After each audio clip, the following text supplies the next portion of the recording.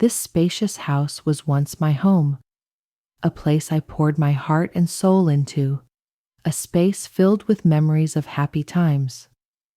Every picture on the wall, every piece of furniture was tied to our story. Me and Kevin, the husband I loved with all my heart. I still remember the first morning we moved in. Kevin, with a big smile on his face, took my hand and walked me through each room, imagining the future we would build together.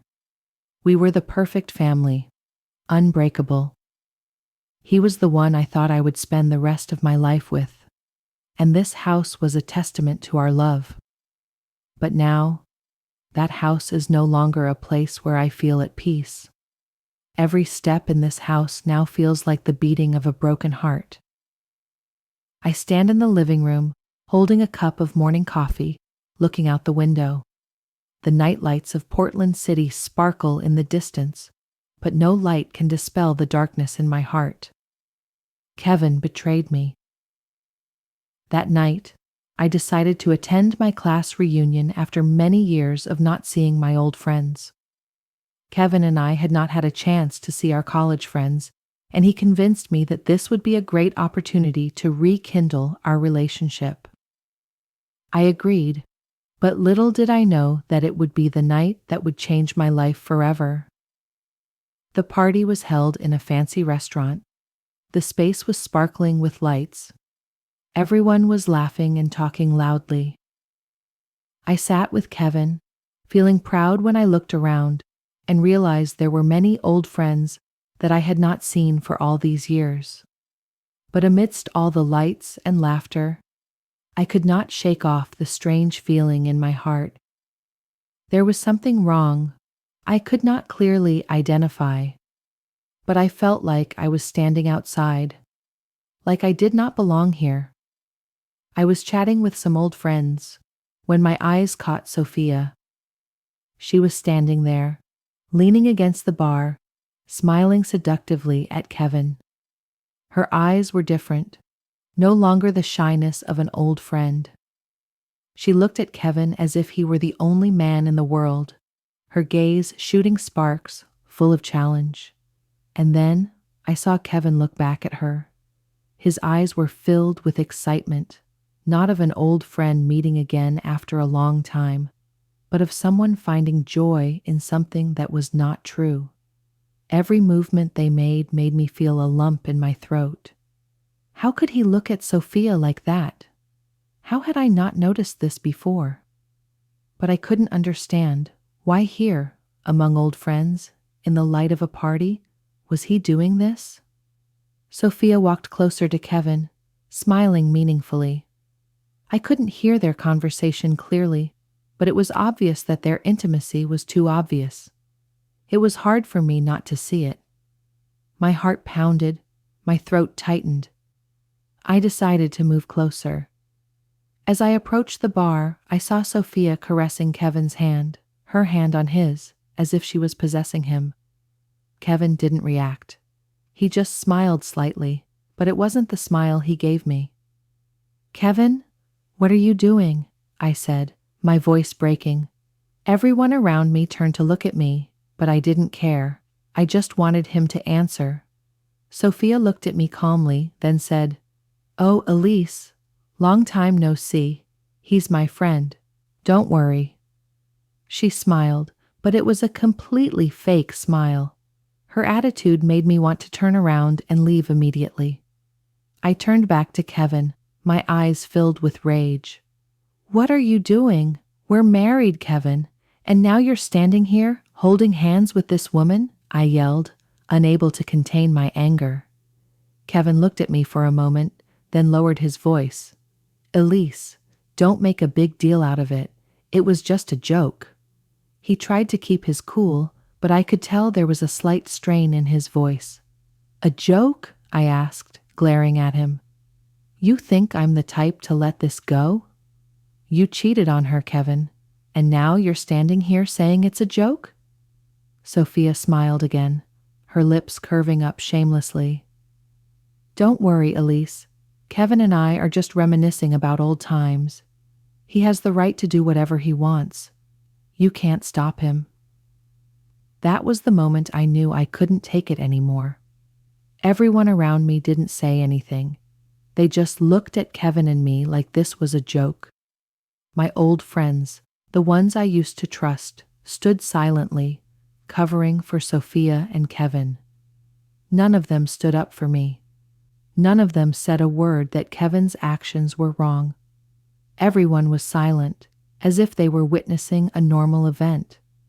I felt like an idiot, left out in the crowd, with no one on my side. I couldn't understand why they were covering for Sophia and Kevin. I turned and walked out of the bar, not wanting to see Sophia's fake face anymore. I felt like I was left behind, like a joke in their hands. The rain continued to fall. The rain fell outside the window. Each drop of water seemed to tap on my mood, making it heavier. I couldn't remember how long I stood at the window, looking out without a clear thought. Everything around me seemed to be blurred, and I felt like I was living in a nightmare that I couldn't wake up from. This can't go on like this. Kevin betrayed me, and I can't let him think he can hurt me without paying. I decided to face him. There was no more avoiding him. When he entered the room, our eyes met, but there was no warmth, no love in it. There was only suffocating silence. "You think I'll keep quiet forever, Kevin?" I said, my voice low and angry. He bowed his head, not daring to look me in the eye. I could see the worry in his eyes, but I didn't care. He didn't deserve my sympathy anymore. You can forgive me, Elise. I was wrong. I will make things right," he said, his voice pleading. "No, Kevin. Don't talk about forgiveness," I replied, my voice cold. "You betrayed me. How can I forgive you when you don't value me?" He opened his mouth to say something, but I didn't give him the chance. Just then, there was a knock on the door. It was a light knock, but enough to startle me. "She's here," I whispered. Everything exploded inside me. The door opened, and Sophia walked in. She hadn't changed much. She was still the girl I knew. Her eyes were sharp. Her smiling lips were like a dangerous weapon. And I realized, in that moment, she wasn't ashamed to stand in front of me. "Hello, Elise," Sophia said, her voice sweet but full of challenge. She didn't see me as a friend, but as a rival. I looked at her, anger rising in me again. "Why are you here?" I asked, my voice filled with hatred. Sophia entered the room without hesitation. "I think we need to talk," she replied, her voice calm but firm. Kevin looked at Sophia and then back at me. "Elise, you have to understand. Not everything can change that easily." I looked at him, feeling like I was being left in the middle of a battle I didn't want to fight. "What have you been doing, Kevin? How long have you and Sophia been secretly hooking up behind my back?" I asked, my voice choked with anger. Sophia stepped closer, standing close to me, her eyes challenging me. "Elise, I know he hurt you, but the truth is, Kevin and I couldn't stay apart, no matter how hard we tried," she said, a smug smile on her lips. "Don't say anything about my love for him," I snapped, stepping closer to Sophia. "You destroyed my family, destroyed everything I believed in, and now you stand here, telling me to forgive you?" Kevin was embarrassed, looking at Sophia and me, not daring to say another word. The three of us stood in the living room, the tension making the atmosphere stifling. Sophia stepped closer to me, unafraid. "Elise, I don't need your forgiveness," she said, her voice slow but firm. "But I also don't want you to think you're the only one who's hurt by this. Kevin and I have too many memories, too many feelings." I felt a lump in my throat. Her every word was like a knife cutting into my heart. How could I face this truth? How could I continue to live in this house when everything was so broken? "You and he have no say in our love," I said, word by word, trying to keep my composure. And I will not let you continue to enter my life. I will not let you make fun of me anymore. I turned to Kevin, my eyes filled with anger. You hurt me. I will never forgive you, Kevin. But I will not let you ruin my life anymore. Kevin just stood there, silent, not knowing what to do. I turned away, not looking at him again. There was only silence, coldness. Sophia and Kevin stood behind me, watching me leave the room. But I knew no matter what, I wouldn't be coming back. The next morning, I sat alone in my office, the dim light coming through the window. This room used to be where I spent hours working with Kevin, where we planned our future, our trips, our dreams. But now everything was meaningless. The room was now just a place to store the inevitable pain. At this point, I didn't know where to start. The decision to divorce was like a sharp knife cutting through everything. But I knew, if I didn't do this, I would forever be a puppet in Kevin's game and Sophia. I can't let them continue to look down on me like this. Kevin's last words echoed in my head. You deserve better. But did he understand? He wasn't in charge of my life. I was in control of mine. Divorce, I muttered. Divorce is the only way I can find myself again. This decision. It wasn't easy, but it couldn't go on any longer. I had to get away from this suffocation, from the deception, and from the man who had been my life partner. But when I called the lawyer, I realized that this wasn't going to be as simple as I thought. That afternoon, Kevin and I sat across from each other in the lawyer's office. Everything had been prepared in advance. My lawyer had been working all day to prepare the necessary documents. This house, the house that Kevin and I had built, would be the most difficult problem to solve. You can't just take this house without my consent, Kevin said, his eyes filled with frustration, but he tried to keep his cool. This is our shared property. I can't let you just take everything. I looked at him, no longer feeling guilty or sorry. Now, there was only coldness and determination. We built this together, Kevin, I said, my voice firm. But if you want a divorce, you have to accept this. I'm not going to let you take it all away for what you did. Kevin leaned in, his eyes full of anger. This house is mine, Elise. You can't own it. You can't just make me leave without my consent. I looked at him, emotionless. We will split the property, I said, but I will not let you take away what I have lived and worked for. This house is mine, and I will keep it. My lawyer was quietly taking notes of our every word, but I could see that he was watching the situation closely. It wasn't easy, and I knew we would have to go to court to resolve this. 1 week later, we met again in court. I was dressed in a black suit, soft but decisive. Kevin was dressed like a man prepared for battle. Neither of us said a word as we entered the courtroom. We both knew that, this time, there was no saving. I can't imagine how long I've endured his lies and betrayal. But now, I know I have to stand up. I have to protect my own life. The courtroom began, and I could feel the tension in the air. People began to testify. Kevin kept blaming me, saying that I was the one who caused our relationship to fall apart. But I didn't care anymore. I didn't need to defend myself. Everything was so clear.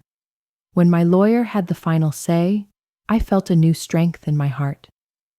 Elise has devoted too much to this house, and we ask the court to recognize that she is the official owner. Kevin will not be able to keep anything from this marriage without paying the price. Kevin looked at me with hatred. I knew he never thought I would do this, but now I felt stronger than ever. When the court ruled, I won. The house was mine, but I didn't feel as happy as I thought I would. The verdict was the end of a chapter, but it was also the beginning of a new journey. one in which I had to face my past and rebuild everything from scratch. I walked out of the courthouse feeling free, but also anxious about what was to come. What would happen to Kevin? Would Sophia come back and cause me more trouble? But I'm not afraid anymore. I have the power to decide my own life, and I won't let anyone or anything take that power away. A week after the trial, I was sitting in my new house, free of Kevin and the heavy atmosphere of the past. This house was mine. I was proud of it, even though everything was still very new. These past few days, I had felt lighter, at least in my mind. I had won the battle for the house, and now I just needed some time to find myself, to heal the wounds that Kevin and Sophia had caused. But then, Sophia appeared again. One morning in early autumn, as I was sitting in the garden drinking coffee, a luxurious car stopped in front of the door. I saw Sophia step out of the car, her hair neatly combed, her expensive dress sparkling in the sunlight. Everything about her exuded complacency, a woman without a conscience, standing there as if she were a winner. She stepped toward me, her face showing nothing but defiance. "Elise, why are you sitting here alone?" Sophia asked, her voice soft but suggestive. I looked at her, not saying anything, just observing coldly. After all that had happened, I had no time to worry about her. But Sophia would not be silent. She approached, without the slightest embarrassment. "Your new house is beautiful," Sophia said, her tone congratulating me. "Kevin did the right thing by deciding to get a divorce. You deserve to have a life of your own, not be tied to a man who can't love you the same way." I stiffened, but kept my composure. "What are you here to say, Sophia?" I asked, my voice cold and emotionless. Sophia smiled, not worried, not embarrassed. "I just want to congratulate you, Elise. But I have to tell you the truth. Kevin did the right thing. He came back to me, and we're going to rebuild everything." She spoke as if this was a victory, something she had waited for so long.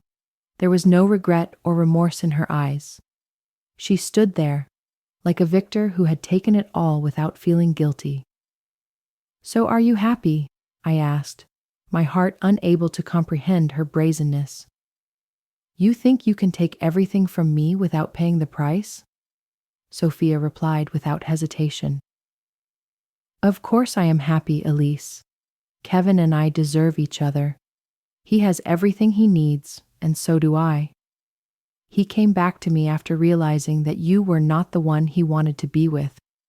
He loves me, and I love him." She said it all as if it were a matter of course. She had no shame, no sense of guilt about hurting another woman to satisfy her lust. I stood up and walked towards her.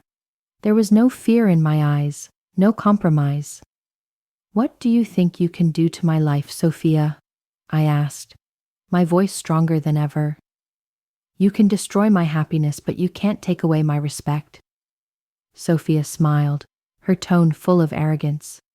"You are always the loser, Elise. Just think, I won Kevin. I will have everything I want. And you? You only have this house, but not him." An indescribable feeling washed over me. She stood there, not knowing that her words meant nothing to me. I didn't need Kevin anymore. I didn't need her to make me feel worthwhile. And I said to her without hesitation, "You took everything from me, but you cannot take away my dignity. As for Kevin, he will pay for what he did." Sophia didn't reply. She just smiled smugly and walked away, not forgetting to leave a closing sentence. "I will wait and see how he will come back to me." I stood there watching her, feeling a little relieved. She could go anywhere, but I knew I would never let her rule my life. I had learned to be independent, and now it was time for me to continue walking on a new path, without the shadow of the past. A week after meeting Sophia, I was still struggling with my emotions. Things were still uncertain. The new house was mine, but it was not enough to fill the void in my heart.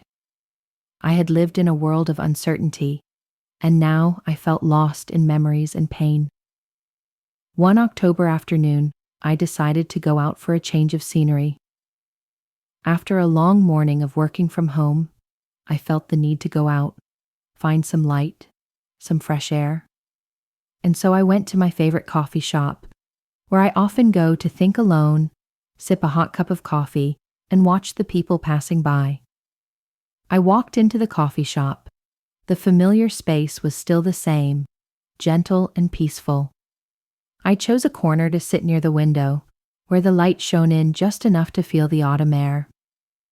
I ordered a cup of black coffee and sat down, letting my mind relax a bit. As usual, the cafe was not crowded, just a few regulars sitting around sipping and chatting quietly. But today, something was different. Adam walked into the cafe. The young man walked in like a breath of fresh air. He was unlike anyone I had ever met. His golden hair, blue eyes, and warm smile were like sunlight shining through the rain. He was tall, slim, and yet full of charisma. The way he walked in, as if this space was made just for him, made me unable to look away. He stopped at the counter, ordered a cup of coffee, and slowly looked around the shop. His eyes swept over me and then paused for a moment, as if he had just recognized me. I felt a little awkward as he smiled and walked towards me. "Hello," he said, his voice warm and pleasant. "I see you sitting alone. May I join you?" I didn't expect him to come so close, but I felt a little warmth from his smile. I nodded, still a little hesitant in my heart. "Of course," I replied, though my mind was still filled with thoughts of what had just happened. He sat down across from me, took off his coat, and began to speak casually.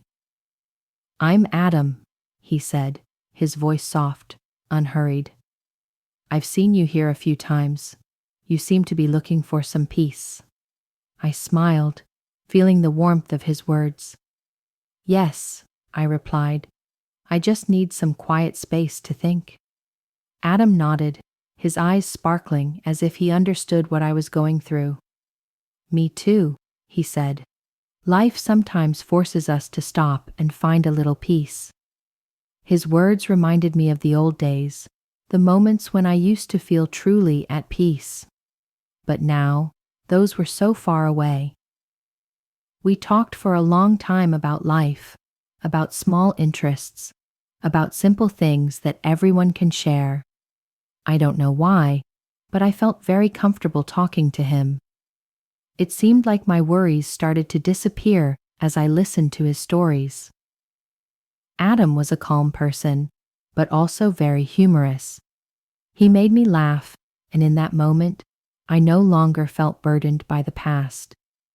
"Tell me about yourself, Elise," he asked, his eyes sincere. I was a little taken aback, but then I decided to share a little. "I just went through a divorce," I said, my voice not as strong as before. "My husband cheated on me, and now I'm trying to start over." Adam was silent for a few seconds, as if he was considering what I had said. Then he smiled, his eyes filled with understanding. "I'm sorry for what you've been through, Elise, but I'm sure it'll be okay." That statement was like a promise, a gentle comfort, and I felt myself starting to believe in the possibility of starting over. From that moment on, Adam became an important part of my life. We started seeing each other more often. He was the one who made me realize that no matter where life took me, I could still find joy and love again.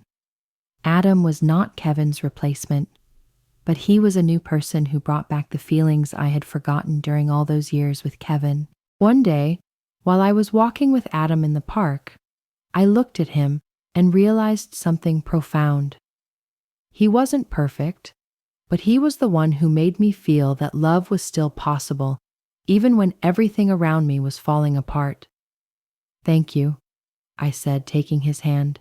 for coming to me at this time." Adam smiled, his eyes filled with affection. "You don't need to thank me, Elise. I'm just doing what everyone deserves: love and respect." A month later, my life had changed in ways I could never have imagined. When I woke up each morning in my small house, I no longer felt empty. I no longer lived in memories of Kevin, of the times he had betrayed and lied to me. Instead, I began to see new days bright and full of hope. Adam is still by my side, as a friend, a wonderful companion. He not only brings me comfort, but also helps me see life from a different perspective.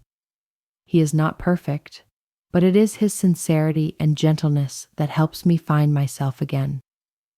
He never asks me to forget the past, but only hopes that I can open my heart and accept better things. One afternoon while we were walking in the park, I received a call from an unfamiliar number. I didn't think much of it, but when I picked up, Kevin's voice rang out. "Elise, can you listen to me for a moment?" he said, his voice laced with regret. "I need to talk to you." I couldn't believe that after all that had happened, he would call me. I didn't want to hear it, but a part of me felt conflicted. I didn't know how to face him, but I also wanted to understand if he was truly sorry. I looked at Adam, who was standing next to me, and he nodded slightly, saying nothing. "You can talk to him, Elise. But remember, you have the right to decide everything," Adam said, his voice soft but full of trust in me. I took a deep breath and agreed to meet Kevin. We arranged to meet at a quiet neighborhood coffee shop. When I walked in, Kevin was already sitting in a corner, his expression no longer as confident as before. He looked tired and no longer had the arrogance of someone who always thought he was in control of other people's lives. "Elise," Kevin said as I sat down across from him, "I'm sorry for everything. I know I did wrong. I realize I was wrong to go back to Sophia. She's not who I thought she was. I was blind." I looked at him, no longer feeling the pain or anger I had before. All that was left was exhaustion. "I've heard enough, Kevin," I replied, my voice calm. "You've hurt me too much, but you need to understand, I don't want to be with you anymore. You left, and it's time for me to move on with my life." Kevin bowed his head, his eyes filled with regret. "Can't I go back? I will do anything for you to forgive me." I looked him straight in the eye, unwavering. "Not now, Kevin. I found someone who truly respects me. That person is Adam." Kevin jumped, his eyes filled with surprise and jealousy. "Adam? Who is he to take my place?" His voice rose, full of challenge. I stood up, not wanting to continue this nonsense. "You have no right to talk about Adam," I said, stepping out of my chair. "He is someone I trust. And you? You are just my past." Just then, Sophia walked into the bar, her face full of smugness. She saw Kevin and I sitting together and immediately approached. "Oh, you're trying to win Elise over again, Kevin," she said sarcastically, her eyes filled with amusement. Kevin stood up, furious. "You have no right to talk about Elise that way," he shouted. "Really?" Sophia smiled faintly. "He has no right, Kevin. He chose me. And you chose me, didn't you?" She turned to me, her eyes full of defiance. "It's over. He belongs to me." But just as Sophia was about to approach, Adam walked into the bar. He didn't say anything, but walked over and stood right next to me, his hand holding mine tightly, as if to affirm that he would protect me at all costs. "This ends here, Kevin," Adam said, his voice cold but powerful. "Elise has made her own decisions. There's nothing more I can do." Kevin looked at Adam, then at Sophia, but said nothing. Sophia's sense of victory quickly vanished when she met Adam's determined gaze. "You won, Sophia, but I learned my lesson." Sophia said nothing more. She turned and left, her expression no longer as confident as before. Kevin stood silently. Only the last words he let out were an admission. Elise, I am truly sorry.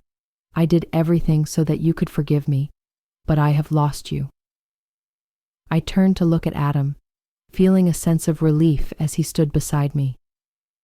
He was the one who gave me new hope and faith. He not only protected me, but also helped me realize that I had a choice in my own life. You are my choice, I said, my eyes shining as I looked at him. And you always will be. We stood there, hand in hand, as if all that had happened was just a part of the past, and the future ahead, with Adam, was where I would move on, stronger and happier than ever. After all that has happened, I am no longer the same person. The days with Kevin and Sophia, the memories of our life together, are now just fragments of the past. And as much as that past has hurt me, I know that I cannot live in it forever. I have learned to let go, not to forget, but to free myself from the burdens that others have placed on me. Adam came into my life like a breath of fresh air. He not only brought love, but also made me realize that I deserved a better life, a life that wasn't pain or lies. He didn't make me forget Kevin or the past, but he taught me how to love myself again. When I look at Adam, I see patience and kindness. He doesn't love me because I need protection. He loves me for who I am, with all the wounds and strengths I've endured. He doesn't rush me, doesn't pressure me to forget the past. Instead, he gives me space to heal, to grow, to love again. One morning, as I sat on the small balcony of our new home, where I had begun to feel a sense of peace returning, Adam came to me. He said nothing, just sat down quietly next to me, reached out and took my hand. Without another word, I knew I was no longer alone. We have been through it together, and now I can see a brighter future. We don't need to rush. We have all the time in the world to rebuild everything, from love to trust. And I know the best part is that we're going together, not because we have to, but because we really want to. Adam isn't Kevin's replacement, but he is the one I need. Someone who can not only help me through the pain, but also make me feel like love can really heal.